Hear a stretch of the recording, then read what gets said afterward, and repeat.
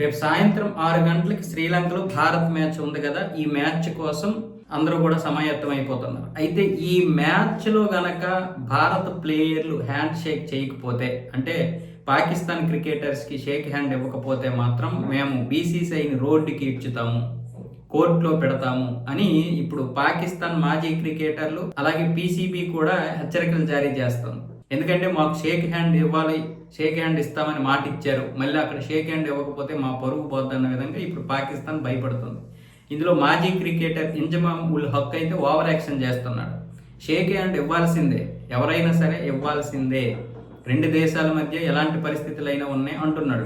వీడు భయపడుతూ కూడా బెదిరిస్తున్నాడు, అడుక్కోవడంలో కూడా బెదిరిస్తున్నాడు. మీరు 26 మందిని చంపేశారా భారతదేశం నుంచి? 26 మంది అమాయక ప్రాణాలని మతం పేరుతో చెత్త వెతవల్లరా, మతం పేరుతో వచ్చి చంపేసి మీ మతమాధ్యము మీ మతమౌఢ్యము అలాగే పెట్టుకొని చెత్త వెతవల్లాగా పనికి రాకుండా దేశాన్ని ఎదుర్కోలేక, ఒక క్రికెట్లో ఎదుర్కోలేరు, ఒక ఆర్థికంగా ఎదుర్కోలేరు, ఒక తెలివితేటల్లో ఎదుర్కోలేరు, ఒక ఆవిష్కరణలో ఎదుర్కోలేరు, పైగా మీకు చైనా సపోర్ట్ ఉంది. చైనా సపోర్ట్ ఉంటే మీరు ఎలా ఎదగాలి?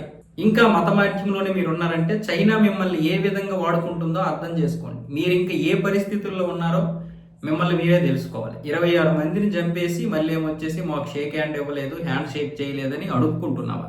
సిగ్గుండొద్దు. ఇంకా నువ్వు బీసీసీని టచ్ చేయగలవా? నువ్వు రేపు శ్రీలంకలో నువ్వు భారతదేశంతో ఆడకపోతేనే నీ పరిస్థితి ఏంటో, నీ భవిష్యత్తు ఏంటో భయపడిపోయి మీరు చేతులు కలిపి ఆడాల్సి వచ్చింది. ఇప్పుడేమొచ్చేసి హ్యాండ్ షేక్ కోసం అడుక్కోవడంలో కూడా నీకు బెదిరింపు ఉందంటే నువ్వు ఎంత దిగజారిపోయారో అర్థం చేసుకోవాలి. మీ యొక్క పీసీబీ కావచ్చు, మీ ప్లేయర్ కావచ్చు, మీ దేశం కావచ్చు. రేపు గెలవండి, షేక్ హ్యాండ్ తర్వాత సంగతి.